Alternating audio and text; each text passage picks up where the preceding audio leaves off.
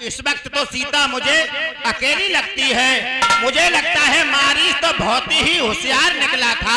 मैंने कहा था कि तू एक तपस्वी को बहका करके ले जाना, वो तो दोनों तपस्वी को ही बहका कर ले गया।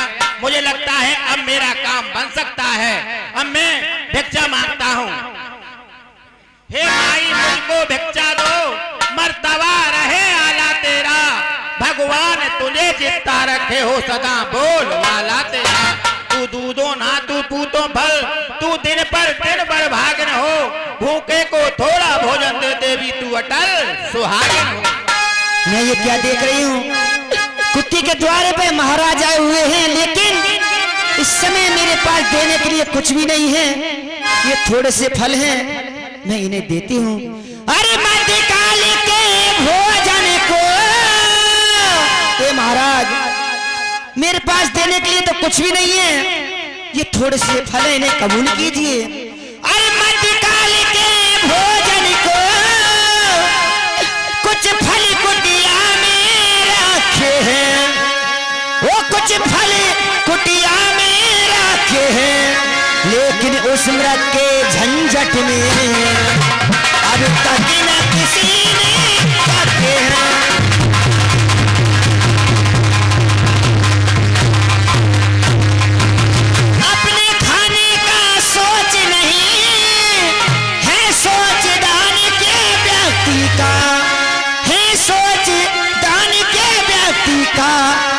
अच्छा हो या हो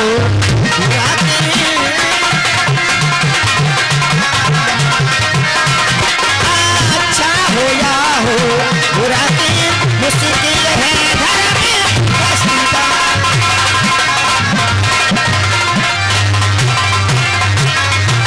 महाराज लीजिए थोड़े से फल, लीजिए महाराज, पास आइए महाराज। अरे ये क्या है? ये ज्वाला दम पर दंग रंग बदलती है, आगे को पांव बढ़ाता हूँ ज्वाला रेखा ज्वाला सी है। तेज किसी योगी का है, अथवा सीता है महासती, सती किसी महान सती का। रेखा उल्लंघन करता हूँ तो निश्चय मरण यहाँ तेरा, कैसा सीता का हरण होता पैदा है। हाँ हरण लीजिए महाराज। नहीं माई, रेखा के बाहर आ माई, साधु इस तरह की बनी हुई भिक्षा नहीं लेते माई। मैं चला। ठहरिए महाराज, बस महाराज क्षमा करिए, मैं रेखा छोड़ नहीं सकती,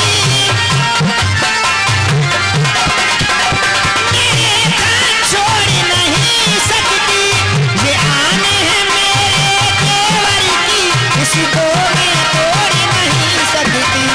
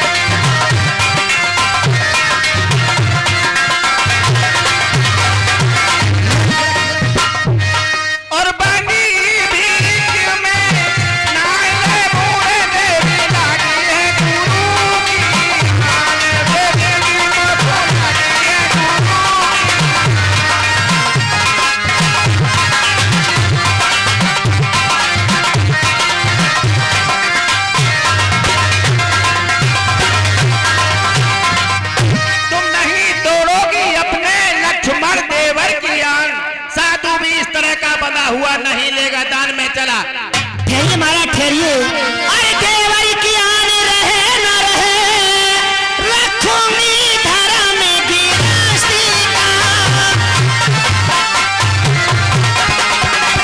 रखूंगी धरा में गिरस्ती का, अब इस रेखा का ध्यान छोड़ करती हूँ करम गृहस्थी।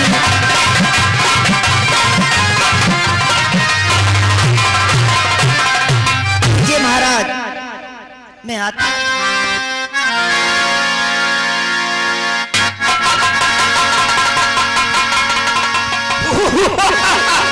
तब सीते सीते हो सावधान, अब तू मेरे पंजे में है। लंका का पथ रावण हो, तू ही रावण के पंजे में है। नहीं स्वामी और सीता पंचवटी पैरों में के लक्ष्मण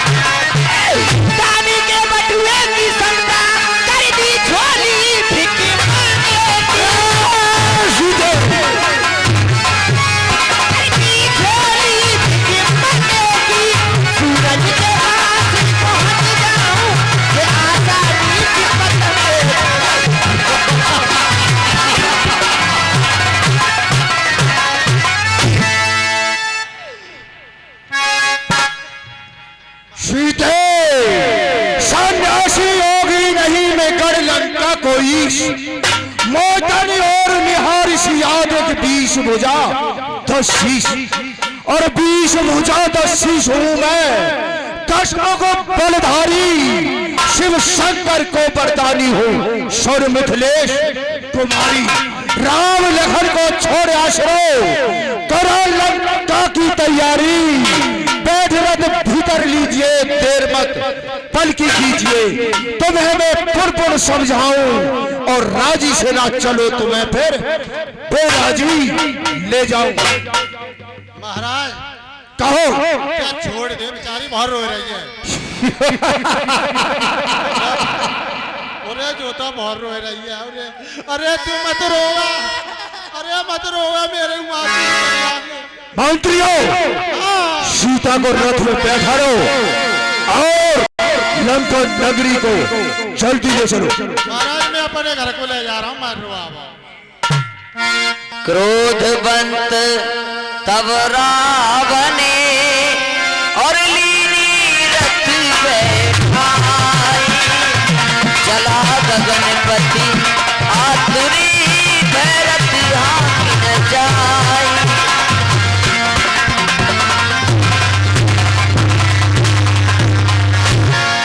गीधराज सुन आरती बानी, रघुकुल तिलक नारी पहचानी।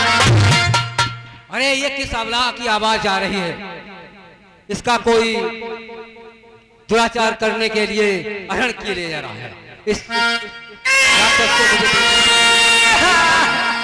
कि मैं नाक की खदपति होई, मन बलि जाने सहित पति सोई।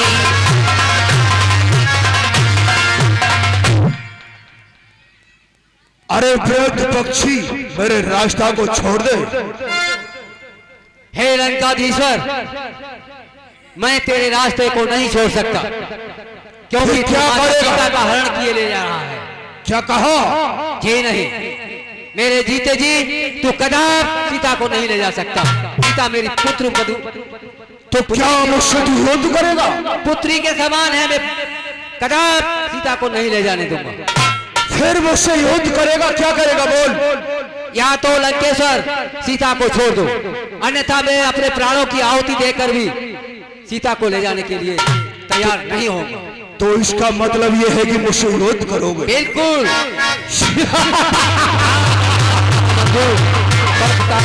लेकिन हटना मंजूर। चल, युद्ध के लिए तैयार हो।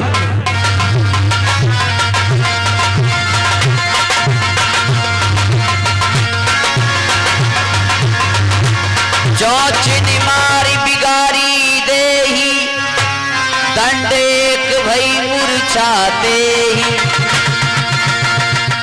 तब सक्रोध निश्चर खिसियाना चाय चाय पी लो चाय। अरे चाय, अरे महाराज ठंडी चाय पी लो। मंत्री महाराज क्या कह रहा था? कचरा महाराज तुम बेहोश से तो मेरी की ठंडी चाय पी लो, मत गर्म है जा। सीता कहाँ है? सीता? हाँ अरे महाराज, महाराज सीता को तो वही पक्षी ले गो। तू कहाँ था? महाराज मैं तो पेशाब कर चले गो, मुका खबरी के जो लड़े रहे मैं पेशाब भी कर ले। ठीक है तो ऐसा करो कि ये बूढ़ा जटायु हाँ मुसीबत करते करते थक चुका होगा और उसे भूख भी लगी होगी, और ये पक्षी अपने भोजन को 100 योजन की दूरी से देख लेता है, और इसके लिए कुछ मांस का टुकड़ा लेकर आओ और यहाँ पर डाल दो तो ये खाने जरूर आएगा। तो मैं पर काटूंगा तेज से, रास्ता सब भुला दूंगा, हवाई जोश में आकर हुंकार से आकाश में उड़ा दूंगा। ठीक कह रहे हो महाराज, चालाक तो बहुत हो। सही है, ऐसे ही करूंगा महाराज। सलवार दे दो पानी। लीजिए। महाराज अब मैं कहाँ जाऊं, अपनी जान का रौलंग को। क्या कहा? महाराज और मांस में कहाँ ढूंढूंगा, तुम पे बहुत रहे निरे 20 बजाए, एक काट लेना। होश में हो मंत्री। हाँ, और का मैंने तंबाकू पी लिया। ठीक है महाराज, मैं जा रहा हूँ। वैसे पैसा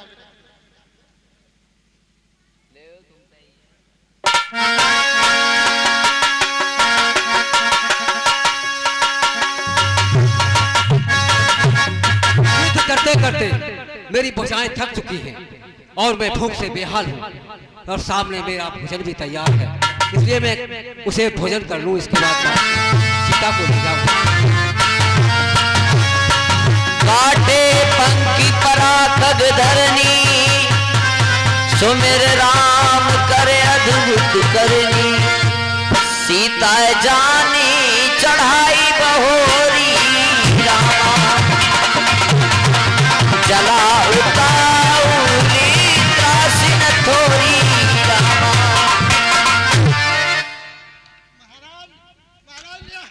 कहो चलो ठीक है, लंका नगरी की तरफ रथ को बढ़ाओ। गिरी परी बैठे कपिनी निहारी कहे हरे नाम दीन पति जारी।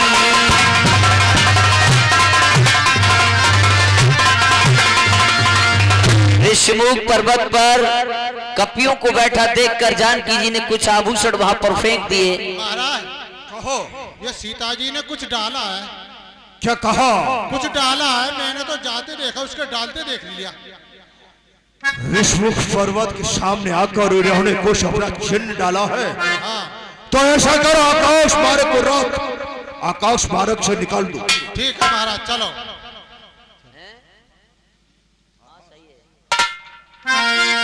ले जाने लगा महल में जब रावण रघुकुल की महिला को नलकूबर का आ गया याद उस समय साप उस योद्धा को।